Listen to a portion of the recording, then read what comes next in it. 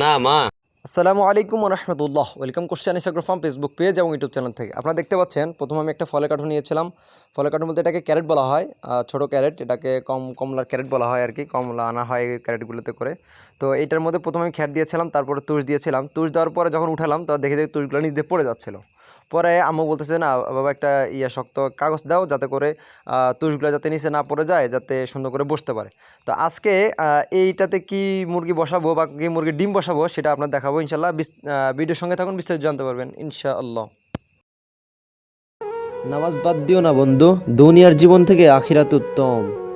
পূর্বে ভিডিওতে আপনারা দেখেছিলেন আমার কাছে 3 পিস আমেরিকান ব্রাহ্মা মুরগি, 2টা মুরগি আর একটা মোরগ, মোট 3 পিস ছিল।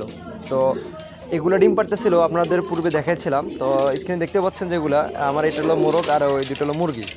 যাই হোক আলহামদুলিল্লাহ, তো বর্তমানে 11 পিস ডিম হয়েছে। তো আমি চিন্তা করলাম যে এদেরকে কুচে বসাই দিই। তো আলহামদুলিল্লাহ, কুচে বসানোর জন্য প্রথমে আমি ক্যারেট নিয়েছিলাম, ক্যারেটের মধ্যে খেরকুটা দিয়েছিলাম, আমাদের আঞ্চলিক ভাষায় খ্যার বলা হয়, এটার নাম মানে শুদ্ধ ভাষা হলো খড়। খড় নিয়েছিলাম, তারপর এখানে তুষ দিয়েছিলাম। তুষ দেওয়ার পরে মোটামুটি আলহামদুলিল্লাহ গোল করে একটা সিস্টেম করলাম যাতে মুরগি বসাইতে পারি আর কি। তো গনে গনে আলহামদুলিল্লাহ মোট 11টা ডিম হয়েছিল আর কি। তো অনেকে ভাই বলতেছে যে ভাই আপনার সাদা চীন হাঁসগুলো কোথায়, ভিডিও দেন না কেন? আসলে ভাই ভিডিও দিন এই জন্যে মানুষের চোখে নজর একটা আছে, যার কারণে যাতে নজর না লাগে সেই জন্যে আর কি ভিডিওগুলো দেওয়া হয় না আর কি। কারণ যাতে সাদা জিনিস আমার মানে ভিডিও দেওয়ার 2-1 দিন পরেই কোনো না কোনো অসুস্থতার মধ্যে পড়ে যায়, সেই জন্য আমি দিতে চাচ্ছি না আর কি। যাই হোক, এটা আপডেট আসবে ইনশাল্লাহ, এটা নিয়ে একটা আপডেট দিব। তো স্ক্রিনের মধ্যে আপনারা যে মুরগিগুলো দেখতে পাচ্ছেন এটা হলো আমার মোরগ।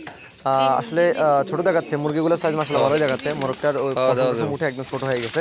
তো যাই হোক, তারপরে এই মুরগিগুলা, যে মুরগিগুলা এবং মোরগটা দেখছিলেন, এদের বীজেই এই ডিমগুলো আর কি। যাই হোক, তো আলহামদুলিল্লাহ সুন্দর করে গোল করে আমি প্রসেসিং করে মানে বসাইছি আর কি।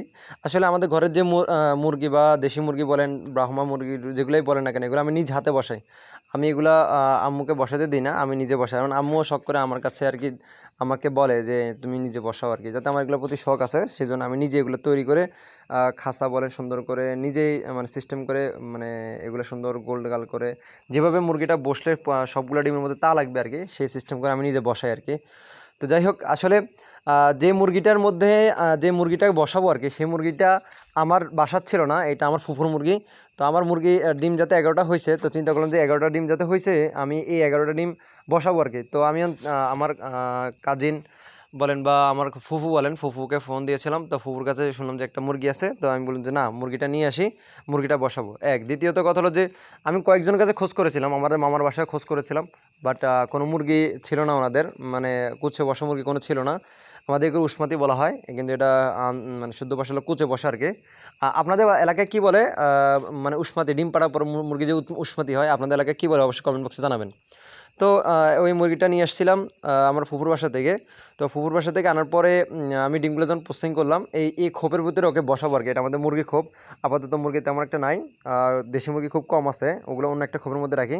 তো এই যে যে মুরগিটা দেখতে পাচ্ছেন, এইটা হলো আমার ফুফির মুরগি আর কি। এটা প্রচুর কুচে বসার জন্য প্রচুর পাগল হয়ে আছে, ঠিক আছে। কয়েকবার করে ওকে ভিজে টিজে দিছিল, উঠে দেয়, তারপর আবার বসে। তো ফুফুকে যখন ফোন করে বলছিলাম, তো ফুফুকে বললে, আমার একটা ছোটো ফুফি হয়, মানে ফোন করে বললেই কোনো কিছু মানা করে না, মানে যখনই একবার হাঁস চাইছিলাম হাঁস দিয়েছিল।